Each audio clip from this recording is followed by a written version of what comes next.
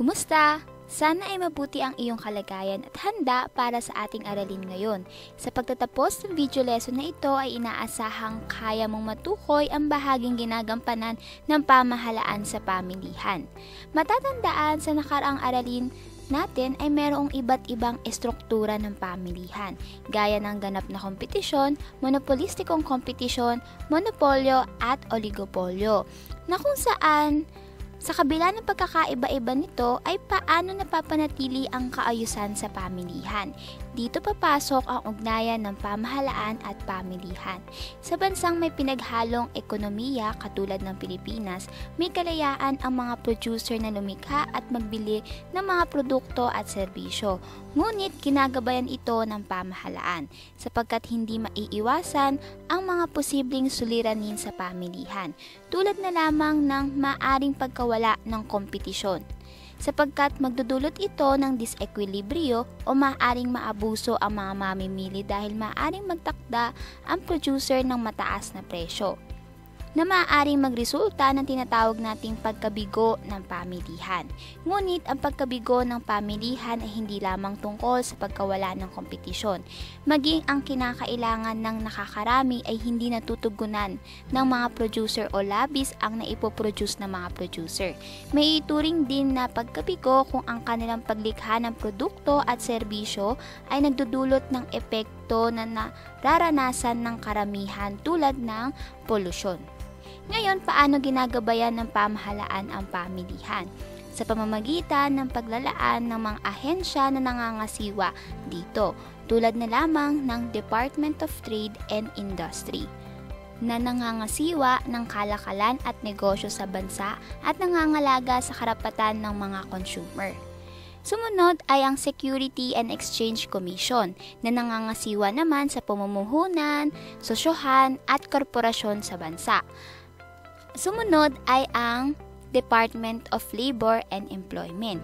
Ito naman ang namamahala sa kabuuang sektor ng mga manggagawa at iba pang trabaho sa loob ng bansa tulad ng pagkakaloob ng oportunidad at mga karapatan ng manggagawa.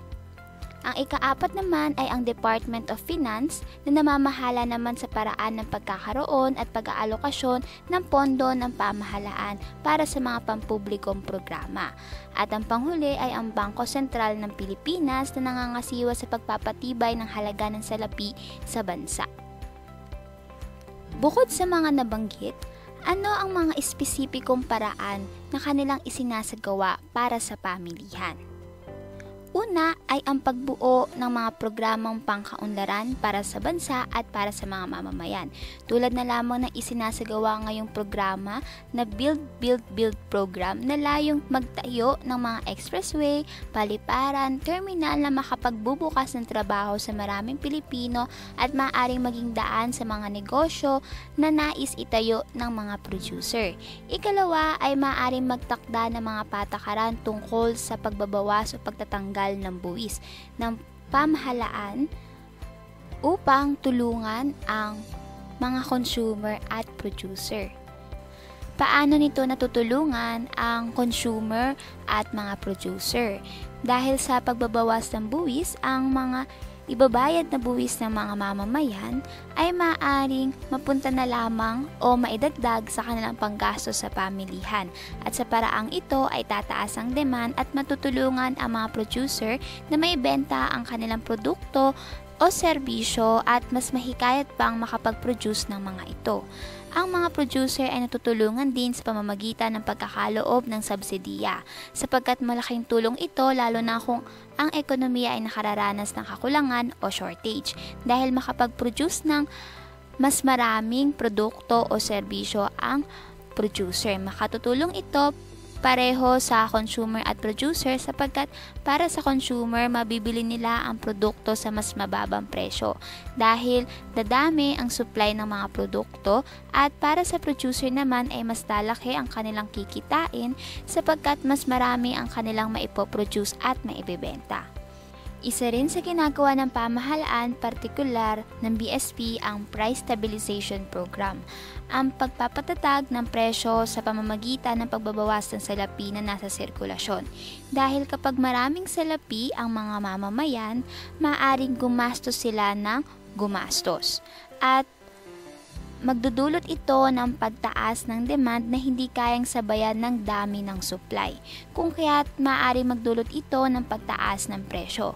Upang hindi lalong tumaas ang presyo ng mga bilihin, babawasan ng BSP ang salapi sa sirkulasyon upang makontrol ang pera o salapi na hawak ng mga mamamayan. Bukod dito ay ang pagtatakda ng Suggested Retail Price o SRP. Ito ang itinakdang presyo ng pamahalaan na maaaring ipagbili ang produkto o serbisyo, lalo na sa mga pangunahing pangangailangan tulad ng bigas, gatas, kape at iba pa. Iniiwasan nito ang pananamantala ng mga negosyante sa presyo ng produkto o serbisyo at upang mapanatiling abot kaya ng mga mamimili ang bilihin.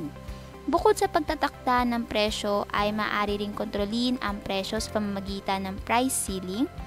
Ito ang pinakamataas na presyo na maaaring ipagbili ang mga produkto o serbisyo o maximum price policy. Halimbawa, kung ang pamahalaan ay nagtakda na ang presyo ng bigas ay 40 kada kilo, walang dapat na magbenta ng produkto na higit sa 40 pesos. Ngunit maaari ang mas mababa sa 40. Samantalang ang price floor, ito naman ang pinakamababang presyo na maaaring ipagbili ang mga produkto o serbisyo o tinatawag na minimum price policy.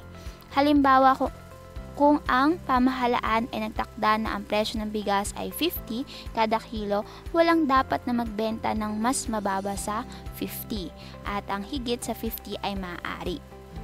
Maaari rin isagawa ng pamahalaan ang price freeze. Ito ang pagbabawal sa pagtataas o paggalaw ng presyo ng mga bilihin lalo na sa pangunahing pangangailangan at madalas ito ang itinatakda ng pamahalaan kapag may inaasahang pagtataas ng presyo ng mga produkto. Halimbawa na lamang ngayon na mayroong pagtaas sa presyo ng baboy dulot ng kakapusan dahil sa nararanasang African swine fever. Kung kaya't upang matulungan ang mga consumer ay ipinatupad ang price freeze. Kung may katanungan tungkol sa ating paksa, huwag mahiyang ibahagi yan sa Quipper o di kaya sa Messenger. Hanggang dito na lamang. Maraming salamat. Hanggang sa muli.